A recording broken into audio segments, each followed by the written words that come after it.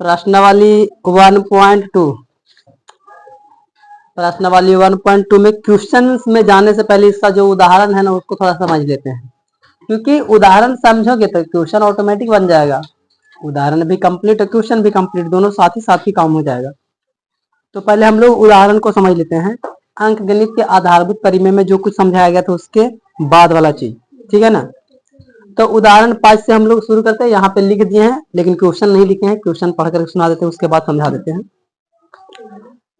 संख्याओं 4 के power n पर विचार कीजिए। मतलब आपको सोचना है, क्या सोचना है, जहां n एक प्राकृतिक संख्या है, प्राकृतिक मान लेते हैं कि n का वैल्यू प्राकृतिक मतलब 1 2 3 4 5 6 7 कुछ भी हो सकता है, ठीक है ना। जांच कीजिए कि क्या n का कोई ऐसा मान है जिसके लिए 4 के पावर n अंक शून्य पर समाप्त होता है। हमको क्या बोला है कि आप चेक करिए, देखिए और बताइए कि n का कोई भी ऐसा मान आना चाहिए जिसके लिए 4 के पावर n अंक 0 पर समाप्त होना चाहिए, मतलब कि उसमें 0 शामिल होना चाहिए। तो 0 शामिल होने के लिए हमको कोई भी चीज के पावर की अगर बात की जाए सर, तो उसमें 2 और 5 के ये होना चाहिए, मतलब तब ना 10 आएगा, 5 दूनी के 10 टाइप्स में करके। तो जब तक इसमें 5 नहीं आएगा तब तक हम लोग कैसे कहेंगे कि ये होगा ही होगा। पहले उसको हम तोड़ लेंगे, गुणनखंड अच्छा से कर लेंगे, अभाज्य गुणनखंड, और उसके बाद उसमें 5 को ढूंढने का काम करेंगे और 2 के साथ में उठिए, ऐसा नहीं कि ऐसा ही रहेगा। तो 2 गुने 5 के रूप में जब तक फॉर्मेशन ना बन जाए तब तक हम लोग उसको कैसे बोलेंगे कि ये होगा ही होगा, ठीक है ना। जैसे किसी में सर जैसे कि 6 है तो 6 को 3 गुने 2 करेंगे, जैसे कि अगला क्वेश्चन में मिलेगा। तो इसमें हमको सिर्फ 5 की जरूरत पड़ता तो काम हो जाता, क्योंकि 2 तो है पहले से। लेकिन किसी में नहीं आएगा तो ऐसा सिचुएशन में हमको चाहिए ही चाहिए 2 और 5 दोनों, जैसे कि 3 3 का भी आ रहा हो तो इसमें 2 और 5 दोनों आना चाहिए, क्योंकि फिर अगर 15 हो जाएगा अगर ऐसे रह जाएगा तो हमको 10 के फॉर्मेशन के टाइप्स में आना चाहिए। तो यहाँ पर हम वही चीज लिए है, मान भी सकते हैं नहीं भी मान सकते, आपका चॉइस है, या किताबें छाप सकते हैं, उससे आपका कोई मतलब नहीं है। तो यहाँ पर हम मान लेते हैं कि ये के वैल्यू हम 4 के पावर में n मान लेते हैं, या नहीं मानेंगे तभी वो ऐसा ही रहेगा। तो इसको हम लोग क्या लिख सकते हैं, 2 गुने 2 के होल n लिख सकते हैं इस करके। फिर 2 के पावर में अगर देखेंगे तो 2 के पावर 2 ऐसे निकलेगा और पहला ही से n है, तो 2 के पावर में 2n ऐसे करके निकाल रहा है। तो n के पावर में हम लोग 2 के पावर में 2 है, n के जगह पर अगर 5 हो जाता तब 5 दूनी के 10 पर कंप्लीट हो जाता। हमको यही क्वेश्चन में बोला था कि शून्य पर समाप्त होता है तो 5 की कमी है, अगर गुणनखंड में 5 आता तो होता, ठीक है ना। तो उसी का सिचुएशन के अनुसार लेंगे। तो अगर इकाई अंक है ही नहीं है, 5 आ ही नहीं रहा है तो नहीं होगा, जाहिर सी बात है, ऐसा ही लिख देना है। जस्ट यही यहाँ पर लिख भी दिया है कि 2 अभाज्य संख्या है। हम जानते हैं कि किसी संख्या का अंत शून्य में तभी होता है जब 2 और 5 के धनात्मक घात इसके गुणनखंड हो, मतलब गुणनखंड होना चाहिए, टूटना चाहिए 2 के पावर में 2 गुने 5 जैसा में टूटना चाहिए, भले ही कैसे करके टूटे, 2 गुने ऐसे करके कैसे करके टूटे, लेकिन 2 5 होना चाहिए उसमें, तभी वो 0 में परिवर्तित तो हो सकता है, अन्यथा नहीं हो सकता है। तो हम इसको इतना ही लिख करके छोड़ सकते हैं, 2 के पावर में 2 के पावर में n। यह एक गुणनखंड अद्वितीय है, मतलब कि इसके जैसा कोई दूसरा है ही नहीं है। और अंक गणित का आधारभूत परिमेय में यही बोलता था कि अभाज्य गुणनखंड जैसा अद्वितीय नहीं होता है, वो वाला याद रखना है। अतः 2 के अतिरिक्त कोई दूसरा भाज्य संख्या a का गुणनखंड नहीं हो सकता, जो कि यहाँ पर देख सकते हैं कि इसके अलावा तो कुछ और मिल ही नहीं रहा है, 2 के 2 बस वही मिल रहा है, उसके अलावा कुछ ज्यादा नहीं मिल रहा है। तो हम लोग क्या बोल सकते हैं, अतः 5 a का गुणनखंड नहीं हो सकता है, क्योंकि है ये नहीं तो होगा कहाँ से, तोड़ने पर टूट ही नहीं रहा है। अतः हम लोग ये बात बोल सकते हैं कि 4 के पावर n का अंत शून्य में नहीं हो सकता, क्योंकि 5 का कमी है, 2 गुने 5 का कमी है, 2 तो है लेकिन 5 ही नहीं है, अर्थात 4 के पावर n का इकाई अंक शून्य नहीं है। और हमको यही बोल रहा है ना कि हमको जांच करके बताइए कि शून्य पर समाप्त होगा, तो शून्य नहीं है तो समाप्त नहीं होगा, शून्य पर समाप्त नहीं होगा, ठीक है ना, शून्य पर समाप्त नहीं होगा, ये भी लिख सकते हैं, शून्य पर समाप्त नहीं होगा, समाप्त नहीं होगा, शून्य नहीं है तो शून्य पर समाप्त नहीं होने वाला है, सीधी सीधी बात है। कॉन्सेप्ट क्या बोल रहा है सर कि 2 और 5 होना चाहिए उसके पावर वाला पे, तो उस पर 0 आ जाएगा तो समाप्त हो जाएगा, नहीं आएगा तो नहीं हो गया, फिर वैसा ही रह जाएगा। जस्ट इसमें ज्यादा कुछ खास नहीं है, इसको कोई मतलब भी नहीं है एग्जाम वगैरह से, जस्ट यही समझना था। उदाहरण नंबर 6 वाला समझिएगा, यहाँ से एग्जाम में देखने को मिलता है बाई चांस कभी कभी, ऐसा नहीं है कि परमानेंट मिलेगा, तो हमारा पास क्वेश्चन क्या बोल रहा है, 6 वाला, हम उस दिन पहले भी समझा दिए थे, तो फिर भी हम यहाँ पे रिपीट कर दे रहे हैं। संख्या 6 और 20 के अभाज्य गुणनखंडन गुणनखंड खंडन है ना, गुणनखंडन विधि से एचसीएफ और एलसीएम ज्ञात करें। तो जब गुणनखंड बोलता है तो हम लोग गुणनखंड में क्या जानते हैं, तोड़ना है। 6 को तोड़िए और 20 को तोड़िए। हम यहाँ पर सामने तोड़ के नहीं दिखाए हैं, हम डायरेक्टली लिखे हैं। अगर तुम्हारा दिमाग में नहीं याद रहता है सर कि इतना मनी है तो तोड़ते जाएंगे अखनी कटेगा, तो आप ऐसे करके सामने दिखा करके इधर लिख लीजिएगा। आपको लगता है कि अरे ये तो ऐसी आदत है, 6 कौन नहीं जानता है, 20 को कौन नहीं जानता है, लिख दीजिए ऐसा आएंगे। तो सपोज दैट मान लेते हैं कि ये बड़ा संख्या है और हमको नहीं पता, तो हम क्या करेंगे, लगाएंगे 2 तेईस 6 3 कम 3, यानी कि हम 6 को क्या लिख सकते हैं, 2 गुने 3 लिख सकते हैं। और इसमें भी 2 एक ही हुआ है, 3 एक ही हुआ है, इसको हमको कोई मतलब भी नहीं है, हम ये लिख दे रहे, काम का चीज है। 20 को तोड़ेंगे तो 2 10 बार में, 2 5 बार में, 5 एकम 5। इसमें भी क्या हो गया, 2 गुने 5, 2 का पावर 2 गुने 5 के पावर बार। हमको जो बोला हम उस पर ध्यान देंगे, अगर हम ये वाला नहीं भी लिखेंगे ना तो हमको इससे कोई मतलब नहीं है, ठीक है ना, क्योंकि हमको ये दूसरा चीज नहीं बोला है। ये जैसे कि क्वेश्चन पहला में बोला गया था हम लोग का कि अभाज्य गुणनखंड के गुणनफल के रूप में व्यक्त करें, तो हमको गुणनफल से कोई मतलब नहीं है, तो हम ये नहीं भी लिखेंगे तब भी हमको चलेगा। हमको कहा क्या है कि एचसीएफ और एलसीएम निकालिए, वो भी अभाज्य गुणनखंड विधि से निकालिए। हम इसको तोड़ लिए, इसको भी तोड़ लिए। एचसीएफ का सीधा सा कॉन्सेप्ट है सर कि जो आपको मिल जाएगा दोनों में सेम, वो आपका एचसीएफ, एक में बाकी नहीं मिल रहा है। याद रखना कि ऊपरे वाला एगो नीचे लेला में, मतलब 20 में एगो 6 में मिलना चाहिए। ऐसा नहीं है कि 20 में दोनों मिला है दो तो इसको भी लिख देंगे, ऐसा नहीं करना है। एगो 6 में एगो 20 में मिलना ही चाहिए, जो मिल जाएगा उसको हम बोल देंगे एचसीएफ। तो मेरा एचसीएफ कितना हो गया, 2। एलसीएम किसको बोलते हैं, जो मिलता है उकरो और जो बच जाता है उसको भी गुना कर दीजिए। इसमें मिल गया 2, तो दोनों के बदले में एक ही को 2, तो ये वाले को 2 लिख लिए। उसके बाद में यहाँ पर 3 को बचल है, 3 लिख लिए।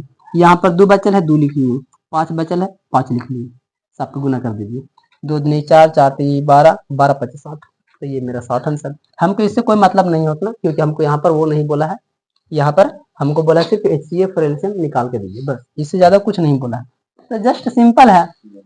इसी को तुम्हारे पास में एक और देता, सपोज दैट इसी में एक आध को और मान लेते हैं, 3 गो रहता, 6 है, 20 है और 8 भी है, तो 8 को भी तोड़ते सर ऐसे, 2 चौके 8, 2 दूनी के 4, 2 एकम 2।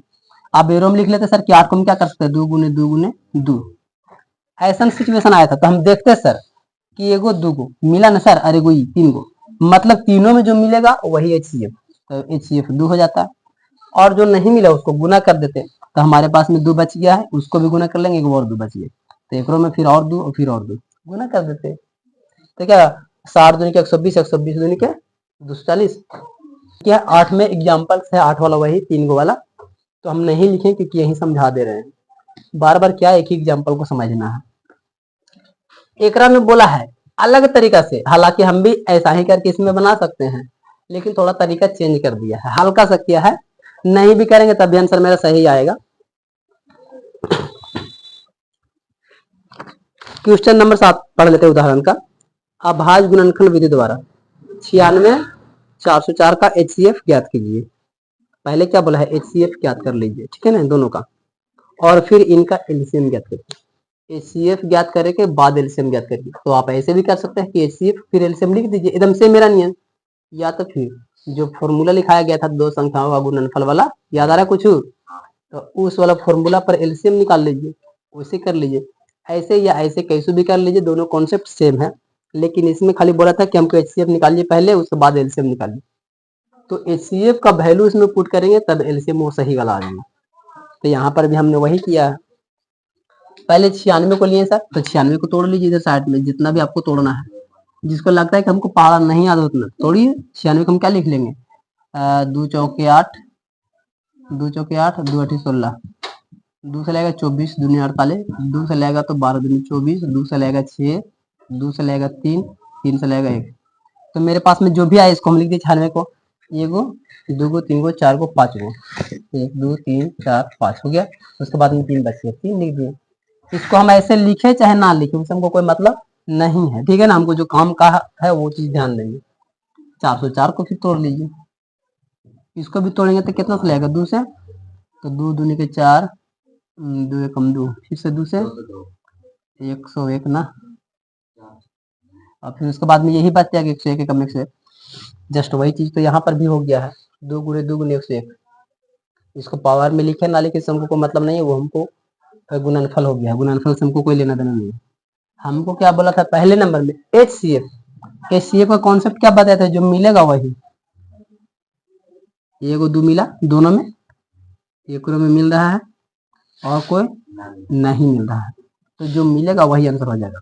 तो 1 2 दोनों के बदले में 1 2 दोनों के बदले में, और गुना के गुना, तो 2 दूनी के 4 आंसर।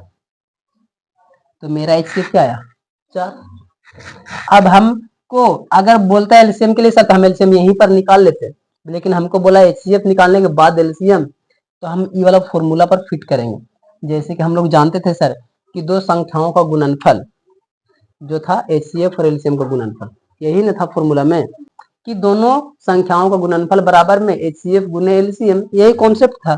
तो हम उसी से फॉर्मूला निकाल लिए हैं। तो एलसीएम बराबर मेरे पास क्या आ गया है कि पहला संख्या गुना दूसरा संख्या बटा में HCF, जो इधर में बचता वही वाला। तो फॉर्मूला याद होगा सबको, देखो ऐसे था एलसीएम HCF बराबर में A गुने B, ऐसा ही था।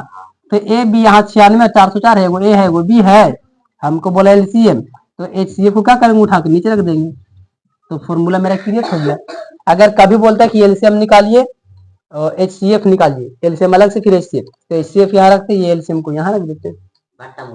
अगर बोल देता कि ये वो संख्या है, दूसरा संख्या निकालिए, दूसरा है तो पहला संख्या निकालिए, एलसीएम दे ले HCF दे ले है, तो इसके लिए फिर हम इसको इधर में कर लेते बटा में, एलसीएम HCF बटा में B कर लेते, या बटा में A कर लेते, जो बोलेगा हम उसी के अनुसार सोचेंगे। तो कॉन्सेप्ट हम उसी पर क्या किए हैं, HCF का वैल्यू हम यहाँ पर HCF की जगह पर 4 रख दिए हैं, दोनों संख्या था दोनों संख्या गुना कर लिए हैं। अब गुना करने के बाद और काट दिए, तो जो भी मेरे पास में आंसर आया वही आ गई 96, गुना करके काट दीजिए, आंसर ये आ जाएगा आपका, सिंपल सा है। 8 वाला उदाहरण में भी सेम टू सेम ही है सर, 6 72 120 का अभाज्य गुणनखंड विधि द्वारा HCF और एलसीएम ज्ञात कीजिए। अभाज्य गुणनखंड विधि मतलब ई वाला से, ऐसे नहीं, ऐसे अभाज्य गुणनखंड मतलब ऐसे तोड़ तोड़ के ही सबको निकालना है, दम ऐसे कर करके, ठीक है ना। अगर करने आता है तो ऐसे कर लीजिएगा, नहीं करने आता है या तो फिर याद रहता है तो वैसे कर लीजिएगा। याद रहेगा कुछ का तब ना, सबको तो थोड़ी याद रहेगा, ये सब छोटा थोड़ी है कि बार बार कर लेंगे। क्वेश्चन सिचुएशन में आप इधर साइड में कर लीजिए, उसके बाद ऐसे लिख लीजिए, ये आपका चॉइस है। तो अभी जस्ट बताए थे कि 3 गो में सर तीनों में मिलेगा वही HCF रहेगा, तो 8 वाला भी सेम टू सेम है, आप उतार भी सकते हैं, ठीक है ना। कॉन्सेप्ट ऐसे करके उतारना है, ठीक है ना, बुल्लू से ऐसे लिखना है ना, वैसे करके तो उन्हीं को बनाना है। हम समझाने के लिए ही इसको नहीं लिखे थे, डायरेक्टली हम ये लिखे थे, समझाने के लिए हम ज्यादा छोटा है, जो चीजें बाद में समझाना उसको बाद में समझाना चाहिए, लिख देने से क्या मतलब है। तो पहले हम लोग इधर तोड़ लेंगे, उसके बाद इधर लिखना चालू करेंगे, साइड में जगह या बचेगा तो, ठीक है ना। तो ये भी हो गया। 8 वाला भी सेम टू सेम है, तुम लोग देख सकते हो आंसर भी इसका सेम टू सेम ही मैच करेगा, तीनों में मैच करना चाहिए। 6 वाला भी 120 वाला में भी, और 7 वाला 72 है ना, तीनों में जो मैच किया है वही HCF होगा, और जो नहीं मैच किया है और जो मैच किया है उन्हीं सबको गुना करके एलसीएम हो जाएगा। तो तीनों का कंडीशन हो गया आंसर यहाँ पे। अब जब उदाहरण समझ में आ रहा है तो एग्जैक्टली चैप्टर भी यही है, तो प्रश्न वाली 1.2 निकाल लीजिए, देखिए समझ में आएगा तुरंत तुरंत। पहला क्वेश्चन बोला है निम्नलिखित संख्याओं को अभाज्य गुणनखंडों के गुणनफल के रूप में व्यक्त कीजिए। हाँ, तो जैसे अभी यहाँ पर क्या किया सर, इसको तोड़े तो इसको ये लिखा ना, तो हमारा ये वाला आंसर होगा गुणनफल, यही वाला है सेम, बस अंक को चेंज कर दिया है। तो हमको ऐसे तोड़ लेना है, इसको ऐसे लिख लेना है, और यही आंसर है, ठीक है ना, यही आंसर में यही है, ठीक है ना। वहाँ अंक दूसरा है, बस यहाँ समझो कॉन्सेप्ट, ऐसे तोड़े इसको लिख लिए ऐसे करके, और पावर में भी शो कर देंगे कि एगो है तो एगो, दो है तो दो, और वही आंसर हो जाएगा जो लास्ट में आएगा पावर के साथ में। गुना करके आंसर नहीं देना है, पावर तक छोड़ देना है, तो वही आंसर रहेगा। तो इसमें 5 गो है, 5 बना लीजिएगा। दूसरा में क्या बोला है, पूर्णांकों के निम्नलिखित युग्मों के HCF और LCM ज्ञात कीजिए तथा इसकी जांच कीजिए कि दोनों संख्याओं का गुणनफल बराबर HCF गुने LCM है। अभी जस्ट जो बना रहे थे इसमें क्या बोला है, LCM और HCF ज्ञात करिए। आप कैसे ज्ञात करिएगा आप जानिए, चाहे ऐसे चाहे ऐसे, दोनों में से जो विधि आपको पसंद आता है उसी तरीका से आप निकालना है। कैसे भी, इसमें नहीं बोला कि आपको ऐसे निकालना है वैसे निकालना है, कैसे भी निकालिए, ऐसे करके दोनों तोड़ लीजिए। अब दोनों संख्या के गुणनफल का जांच कर लीजिए। जांच मतलब कुछ ही कि ये वाला फॉर्मूला लगा लीजिए, एलसीएम गुने एचसीएफ बराबर ए गुने बी। तो एलसीएम आपको मान लेते हैं कि 8 आया है, एचसीएफ मान लेते हैं कि 2 आया है, और इधर में जो दोनों संख्या है 96 और 404, तो दोनों दिन इधर भी और इधर भी गुना करेंगे तो दोनों दिन बराबर आ जाएगा, तो प्रूफ हो गया, मतलब सही बनल। मतलब जो संख्या ऊपर दिया रहेगा उधर फॉर्मूला याद होगा ना आपको, एलसीएम गुने एचसीएफ बराबर ए गुने बी। तो ए बी मतलब कि एक संख्या पहल का 96 और बी मतलब 404, कोई भी यहाँ पर है, जैसे कि यहाँ पर क्या दिले है, तो ए में दिले है मेरे पास में 26 और 91, तो बी में 91 और ए में 26। फिर दूसरा का क्वेश्चन में 510 और 92, एक हो जाएगा ए 510 और बी हो जाएगा 92। इस तरीका से दोनों को इधर गुना करना है, एलसीएम एचसीएफ जो तोड़ के आएगा ये वाला गुना करना है, और दोनों में देखना बराबर आएगा तो सही, नहीं आएगा तो फिर नहीं, ठीक है ना। हालांकि बराबर होना चाहिए तब सही बन रहा है सब। अगर बराबर कहीं नहीं आएगा तो समझ लेना कि तुम कहीं मिस्टेक कर दियो बनाने में, ठीक है ना, उसको ध्यान देना। अगला क्वेश्चन है 3 वाला, अभाज्य गुणनखंडन विधि द्वारा निम्नलिखित पूर्णांकों के एचसीएफ और एलसीएम ज्ञात कीजिए। 3 गो वाला अभी जस्ट बता रहे थे, यही वाला सेम टू सेम, ये को 2 गो और 8 मिला करके 3 गो, तो जो तीनों मैच करेगा उसी को एचसीएफ बोलेंगे, जो नहीं मैच करेगा उसको भी गुना करके लिख देंगे तो हो जाएगा मेरा एलसीएम। तो उदाहरण 8 वाला देख लीजिएगा समझने के लिए थोड़ा। 5 वाला सर जो अभी शुरुआत में बताए हैं, सॉरी 4 वाला पहले समझ लेते हैं। एचसीएफ है मेरे पास में 306 और 657 बराबर 9, और एलसीएम 306 इतना का ज्ञात कीजिए। अब यहाँ पर कंडीशन ये वाला काम आएगा तुम्हारा, कैसे सर, 2 गो संख्या है लेकिन घुमा कर दिया, 306 पहला संख्या है और दूसरा का संख्या है 657। हम क्या करेंगे सर, दोनों को तोड़ लेंगे, ठीक है ना। लेकिन यहाँ पर हमको एक काम कर दिया है कि एचसीएफ आपको निकालना नहीं है, एचसीएफ दे दिया है 9 दे दिया है, तो हमको तोड़ने का भी झमेला खत्म हो गया है। हम तोड़ेंगे भी नहीं इसमें, क्यों नहीं तोड़ेंगे, पहला संख्या दूसरा संख्या ए और बी है, एचसीएफ है, तो एलसीएम किस पर निकालेंगे, फार्मूला पर रख देंगे, तोड़ने का झमेला खत्म कर देंगे। तो यहाँ पर रख लेंगे सर, एलसीएम को निकालना है तो क्या करेंगे, ए गुने बी बटा एचसीएफ, तो ए बी तो 306 गुने में 657 बटा में एचसीएफ हमारा कितना दे दिया है 9, तो यही से जो गुना करके आंसर आएगा वही आंसर आएगा, गुना कर दीजिए काट दीजिए तो वही तुम्हारा आंसर रहेगा। तो बड़ा ही सिंपल है, इसमें कोई ज्यादा बड़ी चीज नहीं है। 5 वाला जो अभी बताया है सेम टू सेम यही चीज, यहाँ पर 4 है ना, 2 गुने 2 लिखे हैं तो वहां पर 2 गुने 3 लिखाएगा, क्योंकि 6 यहाँ पर है सिर्फ, तो खाली 2 गुने 3 करेंगे, सब बाकी कंडीशन वही रह जाएगा, सेम टू सेम ही। तो 5 वाला भी सेम टू सेम ही है।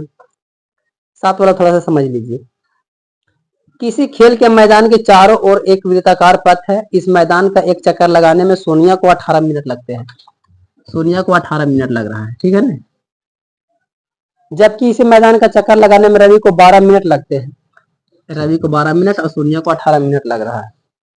मान लीजिए वे दोनों एक ही स्थान और एक ही समय पर चलना प्रारंभ करते हैं, एक ही दिशा में चलते हैं, तो कितने समय बाद वे पुनः प्रारंभिक स्थान पर मिलेंगे। एक ही जगह से सब आगे पीछे चल रहा है, तो जब भी कोई आगे पीछे मिलेगा या कितना देरी के बाद मिलेगा, तो वैसे सिचुएशन में हम लोग एलसीएम निकालेंगे। साथ तो चल रहा है लेकिन देखो सब अलग अलग में तो टाइमिंग चल रहा है, अलग अलग में तो एलसीएम ही होता है। समान दूरी समान समय में सब कुछ समान रहेगा तो एचसीएफ चलेगा, और सब एगो में कुछ ना कुछ डिफरेंट रह जाएगा, उतना ही दूरी में चल रहा है लेकिन दोनों आगे पीछे पहुंच रहा है, तो एलसीएम हो जाएगा, ठीक है ना। तो एक नहीं दोनों को क्या कर लेंगे, 18 और 12 को जो भी तोड़ना है तोड़ लीजिएगा और एलसीएम इसका आंसर हो जाएगा, सिंपल। एलसीएम, हाँ एलसीएम में कितना समय बाद आएगा ये पुनः एक स्थान पर, तो जो निकला एलसीएम वही आंसर रहेगा इसका, ठीक। क्वेश्चन नंबर 6, ध्यान से पहले क्वेश्चन पढ़ लेते हैं उसके बाद समझिएगा। क्वेश्चन क्या बोला है, व्याख्या कीजिए कि 7 गुने 11 गुने 13 प्लस 13 और 7 गुने 6 गुने 5 गुने 4 गुने 3 गुने 2 गुने 1 प्लस 5 भाज्य संख्याएं क्यों है। तो भाज्य संख्याएं क्यों, हमको कारण बताना है, तो हमको इससे पहले समझना पड़ेगा कि भाज्य संख्या क्या होता है। भाज्य संख्या क्या होता है, इसका डिफिनेशन क्या था, इसका मतलब 2 गुणनफल होते हैं, भाज्य संख्या जो अपने से भी काटता हो, दूसरों से भी काटता हो, एक से भी काटता हो, जो भी है, ठीक है ना। ये सब कुछ कंडीशंस था, अपने से भी, दूसरों से भी और एक से भी, सभी से ये क्या हो रहा है सर कि कट रहा है, तो भाज्य संख्या है। तो कटना मतलब क्या समझ में आ रहा है कि गुणनखंड ही तोड़ना न हुआ वो भी। अगर कोई संख्या है सर तो हम इसको काट रहे हैं, एक से भी काट रहे हैं तो आ सकता है सर, दो से भी आ सकता है सर, 8 से भी आ सकता है। तो हम क्या कर रहे हैं, पहाड़ा पढ़ रहे हैं तो इसको गुणनखंड ही तो तोड़ रहे हैं ना। 2 4 दूनी के 2 दूनी के 4, 2 एकम 2, मतलब कि या 8 एकम 8, एक ही बार में 8 भी कर सकते थे। हम गुणनखंड ही तोड़ रहे हैं उसको, मतलब कि जिसका गुणनखंड टूट रहा हो तो वो भी भाज्य संख्या बोल सकते हैं ऐसे करके, ठीक है ना।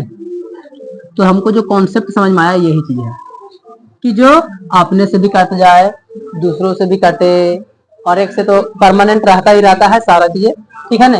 ऐसा कंडीशन में हम उसको भाज्य बोलते हैं। तो भाज्य का कॉन्सेप्ट को हम समझाना है और तोड़ना है।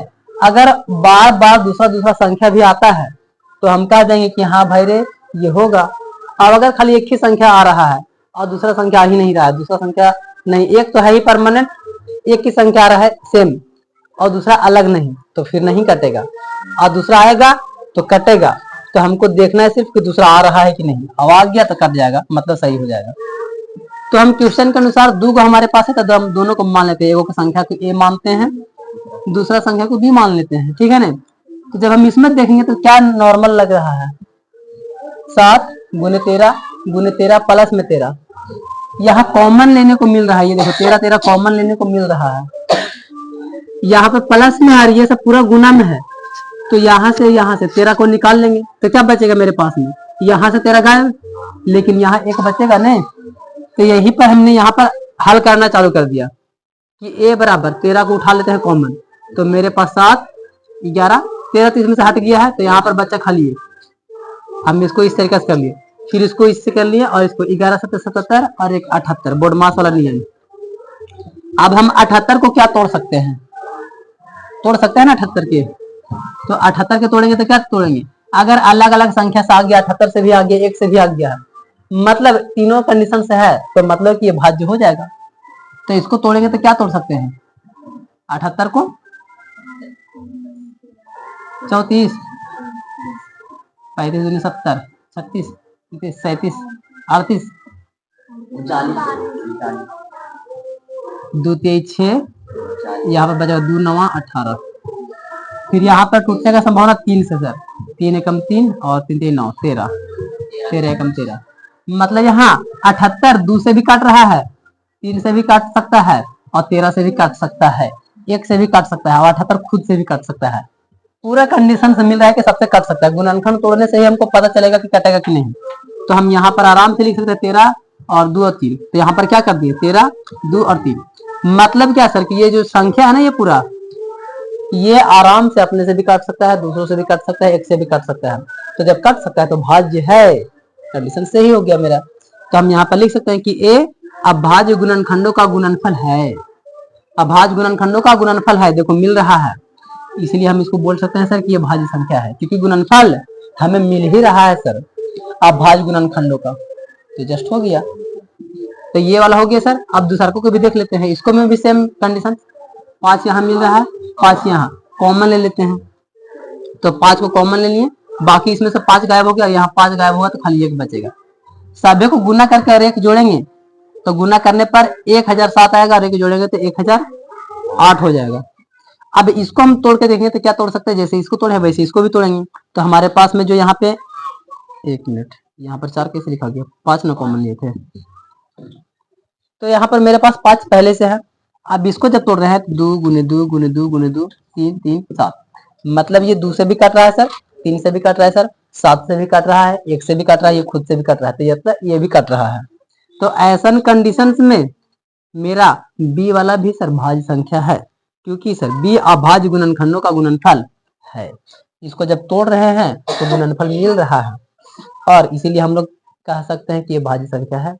हमको कंडीशंस क्या देखना था भाज्य का, कि कटे अपने से, खुद से, दूसरों से भी, एक से कटता हुआ वो तो रहता ही परमानेंट है। तो इन तीनों कंडीशंस मैच किया तो हम कहेंगे कि हाँ ये है।